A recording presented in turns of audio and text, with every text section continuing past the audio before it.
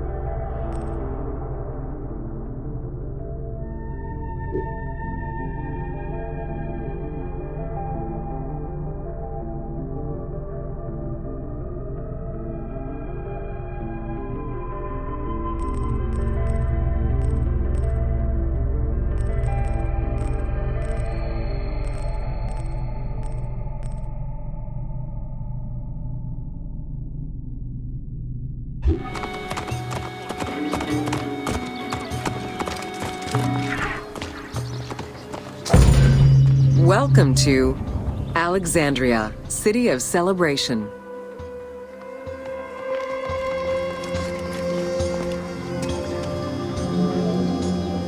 Like most Greek cities, Alexandria offered multiple forms of entertainment. Most were related to cults, religious practices, and the festivities surrounding those practices. Among those festivities, the most important ones were the dynastic celebrations, instituted in honor of the deified Ptolemaic kings and queens. These celebrations could go on for many days and included sacrifices, offerings, processions, and public banquets.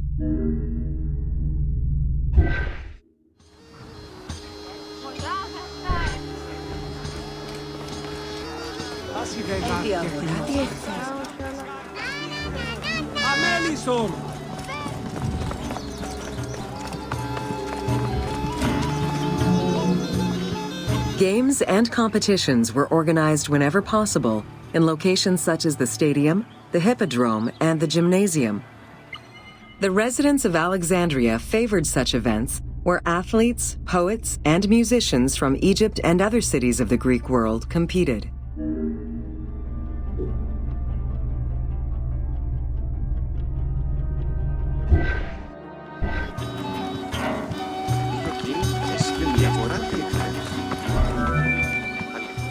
Like all good Greek cities, Alexandria had a theater. The architecture of this structure is Roman in style. This is because the team duplicated a theater from Cyrene. Roman theaters were usually semicircular and built from scratch on a flat area with structures designed to enhance oration.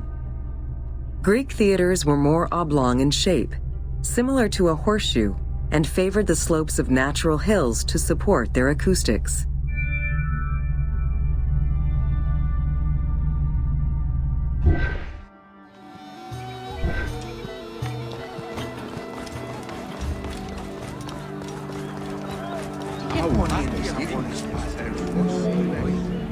At the theater, one could witness the plays of contemporary comic and tragic authors. The play you are witnessing below is Menander's Dyskolos, more commonly known as The Grouch, a late and popular entry in the Greek comedies.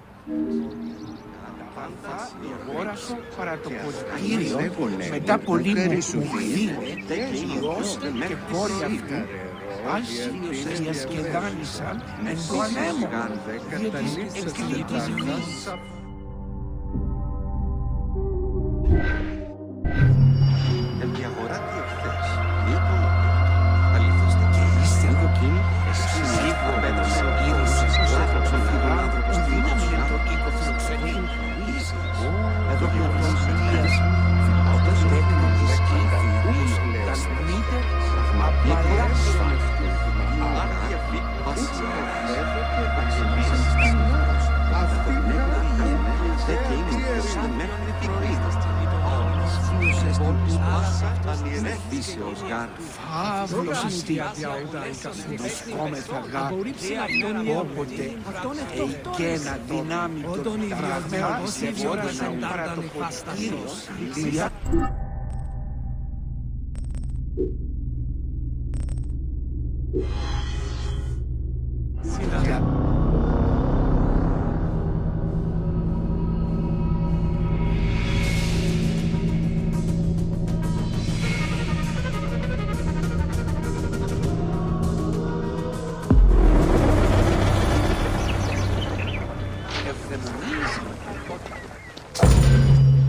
Welcome to Education in Alexandria.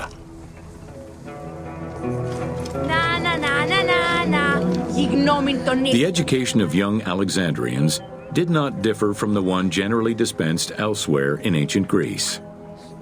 At the age of 7, the child was taken in charge by a tutor, who then became responsible for instilling an elementary education as well as good moral principles.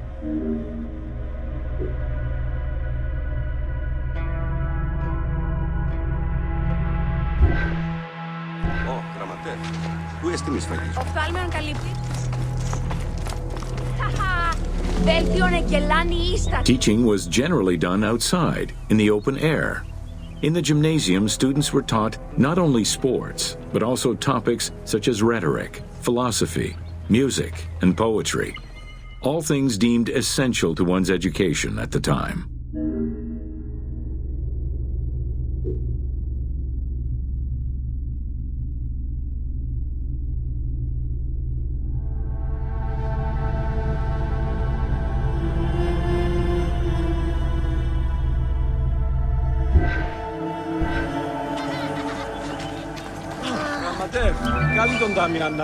Here, both girls and boys are shown attending a class given by one of the rhetoricians of the era. The team made the choice to show both genders attending class within the context of the game world. Even though it is historically inaccurate, the team felt it was not necessary to prioritize historical sexism over inclusive gameplay.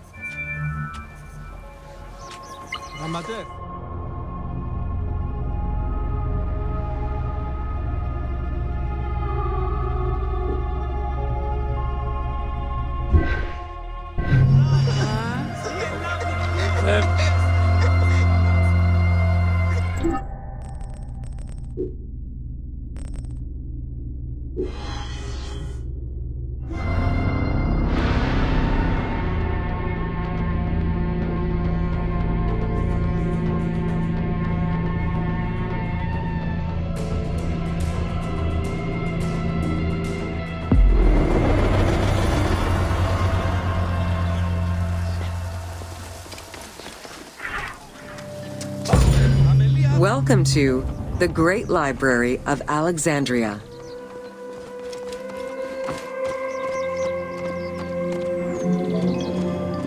Near the district of royal palaces and within the Mouseion was the most famous library of all antiquity.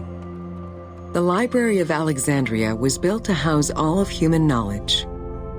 At its pinnacle, the library was believed to contain over 700,000 parchments.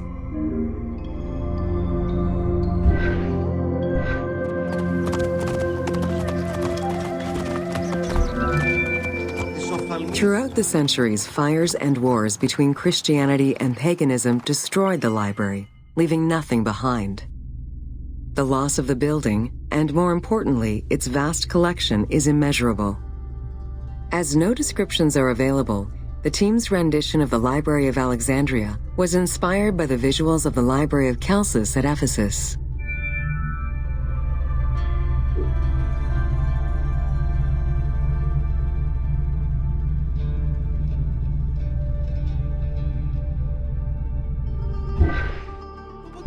Σε Ελλάδα. Τύπο πρώην και εχθές.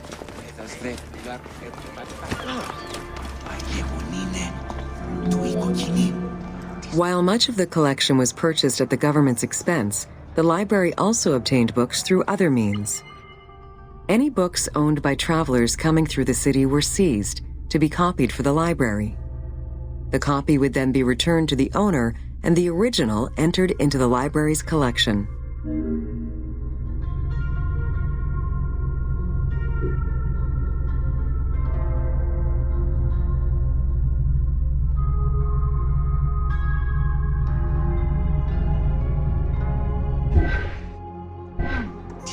φάση που φέρει να μνημονή.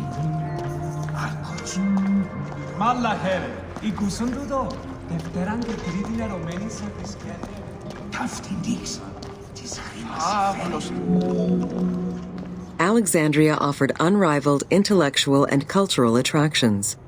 Eminent scholars from Athens, Rhodes, and other Greek centers traveled to the city to learn and engage with other freethinkers. Both the Mouseion and the library were at the center of groundbreaking ideas and creative expression.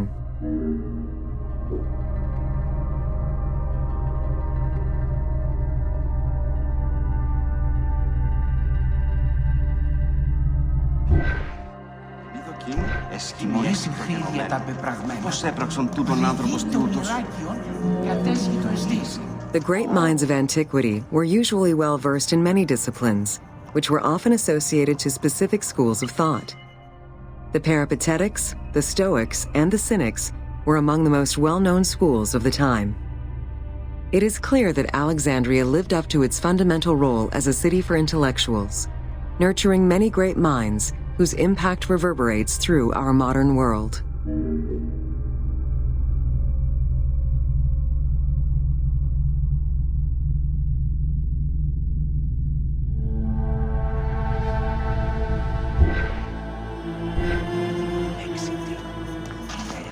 Χείριστη πράξη. Φεύγουν πέδατα δεινά. Μίζον το μέλος εμού. Hypatia of Alexandria was a Greek mathematician, philosopher, astronomer, and inventor. Though born in Greece, she eventually migrated to Alexandria, like many great minds of the time. It is there that she became the head of the Neoplatonist school of Alexandria. From most accounts, she was highly respected by her fellow Alexandrians, both as a teacher and a philosopher. With her death, the age of great ancient scientific discoveries came to an end.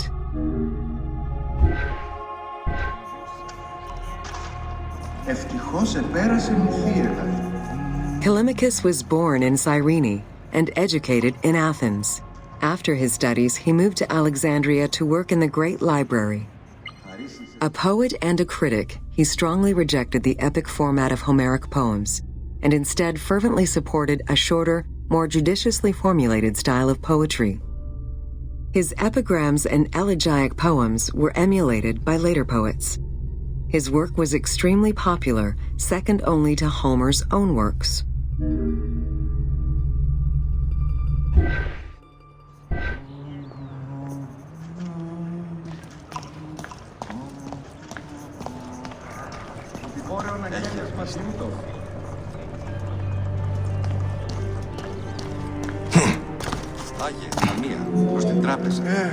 It was in Alexandria that mathematician Euclid, the father of geometry, wrote the Elements, laying out the foundational work of what would become modern algebra and number theory.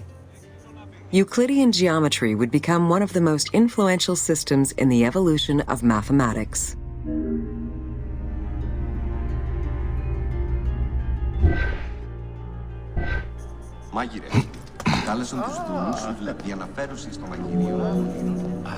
How do you calculate the circumference of the Earth?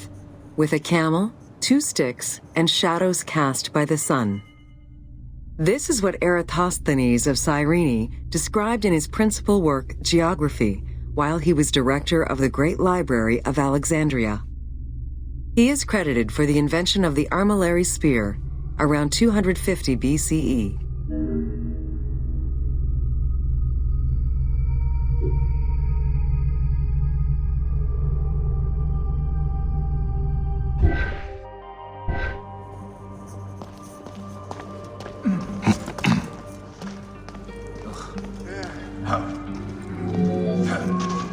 The earliest known and most complete armillary sphere of antiquity was the Meteoroscopion of Alexandria, with an imposing 9 rings compared to the 3 or 4 of most other astrolabes.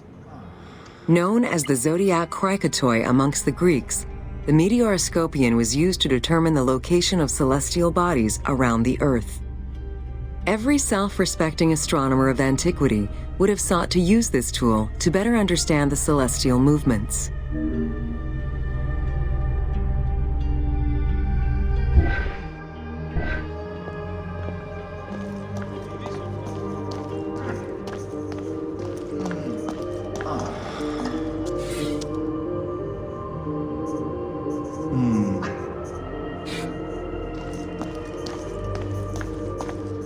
Κόρη, Άγιε.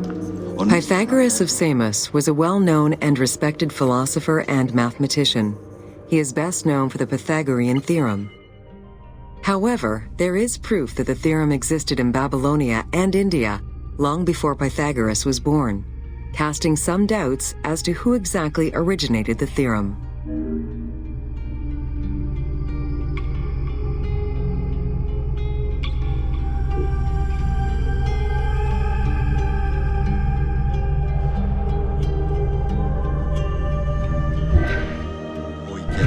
Άγιε, φέρε τον ημών χιτό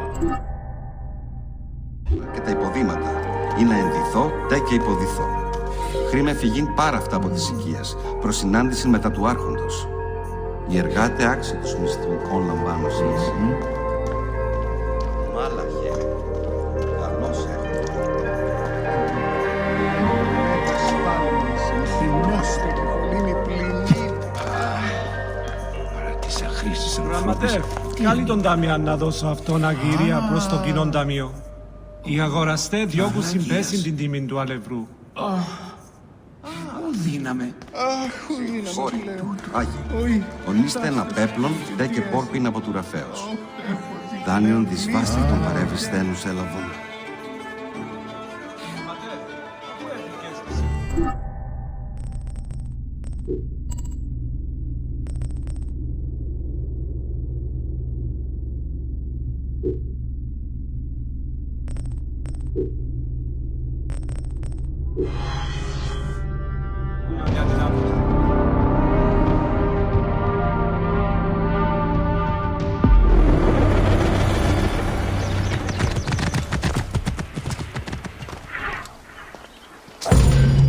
Welcome to the Mouseion of Alexandria.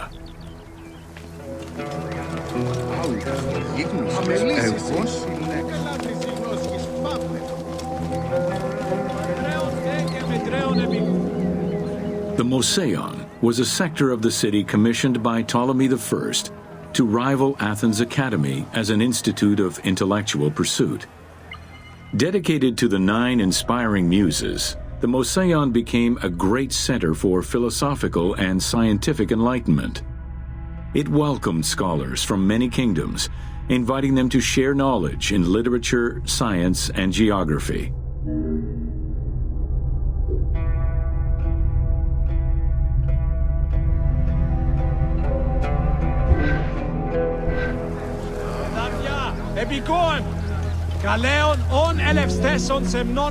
The Mouseion was designed so that its buildings and grounds would accommodate free thinking, debate, and presentation. Meeting spaces and theaters surrounded a main courtyard.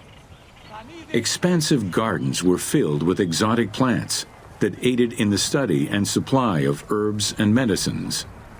A zoo offered the study of animal behavior and physiology. Also among the Mouseion's many star attractions was its astronomical observatory.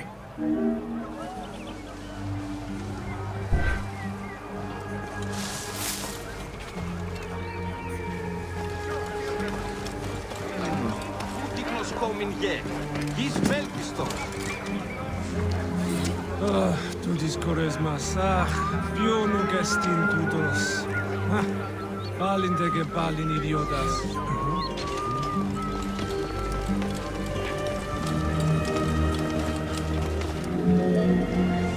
Herophilus was a physician who lived most of his life in Alexandria.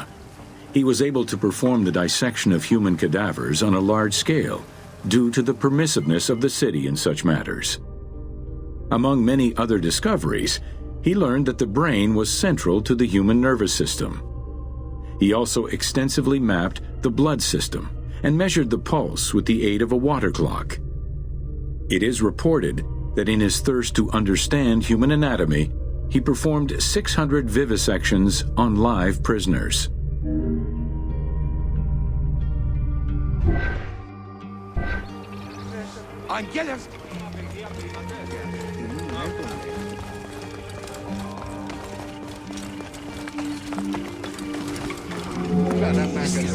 In order to be free to pursue their research, scholars were fed and housed at the Mouseion at the government's expense.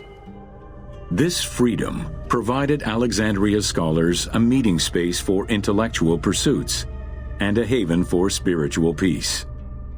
Though nothing remains of the original Mouseion, it lives on as the legacy of our modern museums.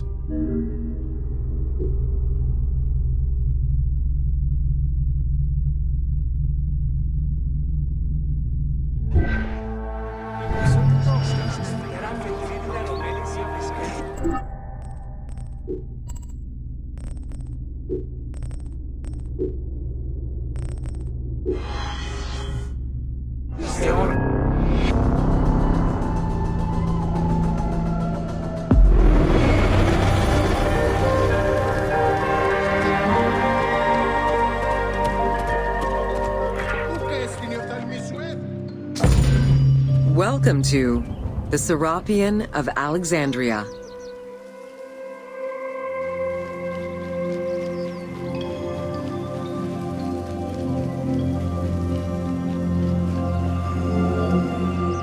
In a city of numerous magnificent attractions, the Serapeum was considered to be the most beautiful temple of Alexandria.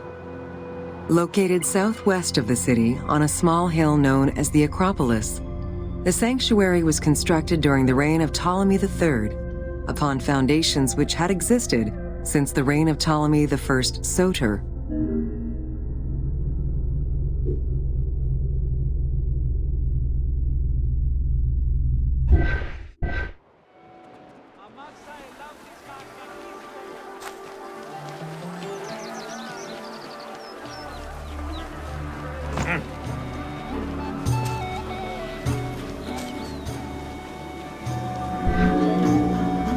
Visitors of the Serapeum climbed 100 steps to reach the courtyard. Libraries were installed in the porticos surrounding the square building, with its roof and columns adorned with gold and gilded bronze. Pharaohs were generous to the temple, as were several Roman emperors after Egypt's conquest. An inner temple housed the statue of Serapis, dedicated to healing the sick.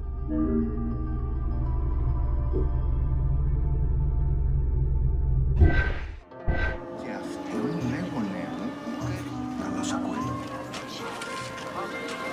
Αυτό γάμου διάτια Τις όταν. γαρικούλας σου. Πάνω κάνω σέσου.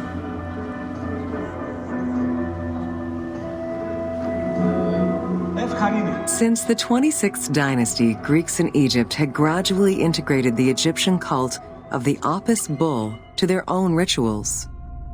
With the establishment of the Ptolemaic dynasty, the cult of Apis was further integrated into Greek religion. During his rule, Ptolemy I chose to merge Egyptian and Hellenic gods into a syncretic divinity named Serapis. This name was the result of the amalgamation of Osiris and Apis. With this new deity, the Ptolemaic dynasty managed to accommodate similar belief sets for two different cultures, bringing about a new dynastic cult.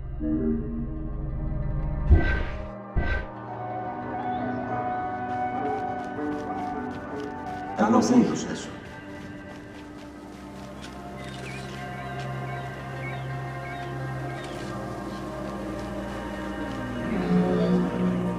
Serapis was also associated to other deities, including Asclepius, a Greek god of healing. It is possible that, as with the Serapis Temple of Canopus, the sick would visit this sanctuary, sleeping there overnight in the hopes of being healed within its hallowed halls.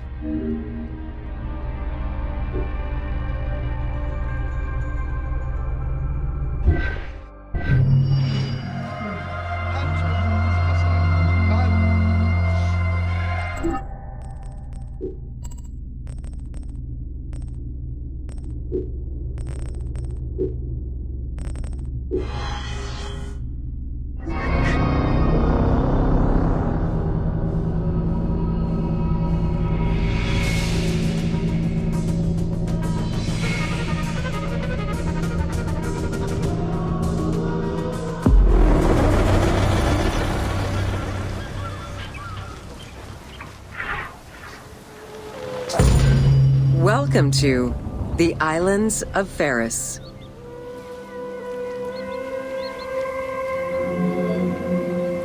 The Heptastadion was a bridge-like causeway connecting the island of Pharos to mainland Alexandria. Its name is based on the Greek terms of measurement, hepta, meaning 7, and stadion, which is a measure of length of roughly 180 meters.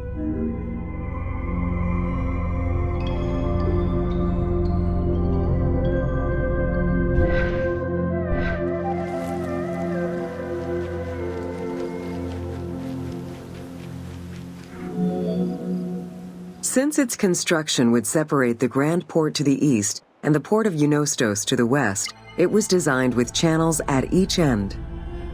These openings allowed passage from one port to the other.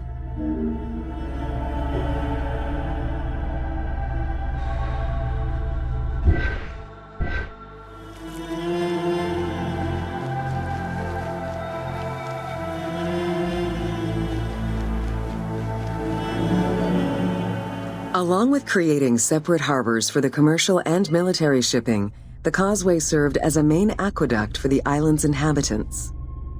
Its presence also helped protect the island and its ports from rough wind and sea currents. At the end of antiquity, the Heptastadion disappeared under layers of silt and soil, which formed an important sedimentary deposit.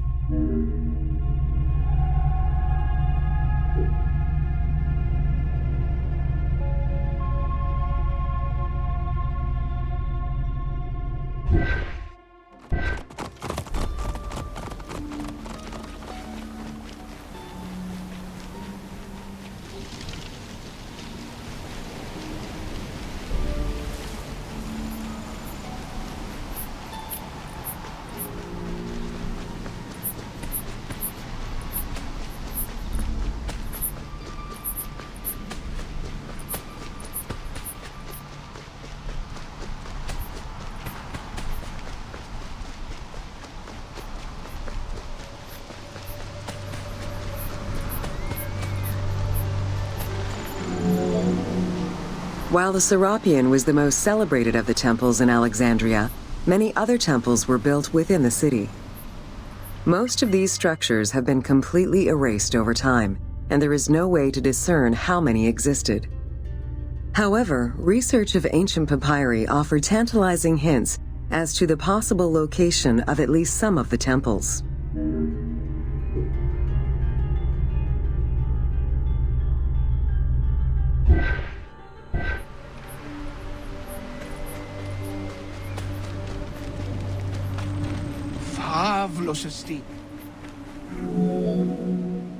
Both papyri and coins reveal evidence of many temples built for the gods. Poseidon, the god of the sea, likely had an edifice in his honor west of this island, as well as on the mainland. This temple next to you is dedicated to Isis Pharia, the divine protector of the lighthouse. This location hosted annual celebrations in the month of April, known as the Sacrum Pharia, in connection to the lighthouse. In her incarnation as Isis Fortuna, the goddess carries a rudder and a cornucopia, both symbols of good luck for navigators.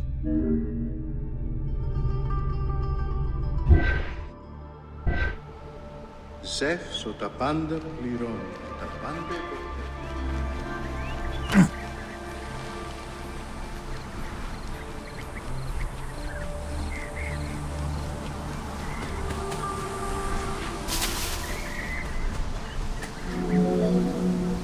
Considered one of the 7 wonders of the ancient world, the Lighthouse of Alexandria was a source of great pride for the inhabitants of the city.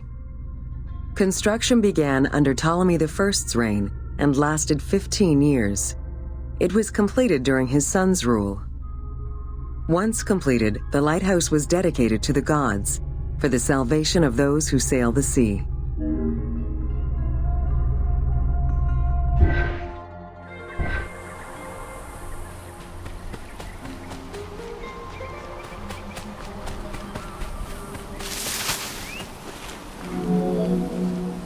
Built on the island of Pharos, the stone structure was 3 tiers set on top of one another in a step formation. The second floor consisted of an octagonal tower, and the top floor was a cylindrical tower topped by a statue. The interior provided space for staff rooms and a ramp which allowed the transport of fuel to the upper floors.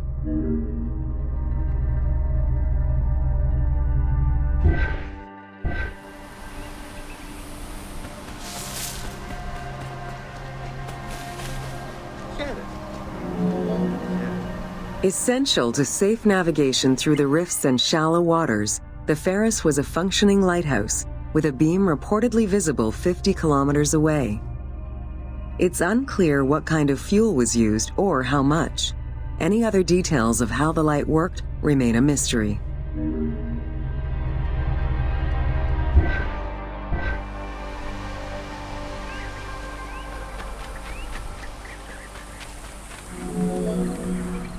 For several centuries, the Pharos was one of the highest monuments ever built by man.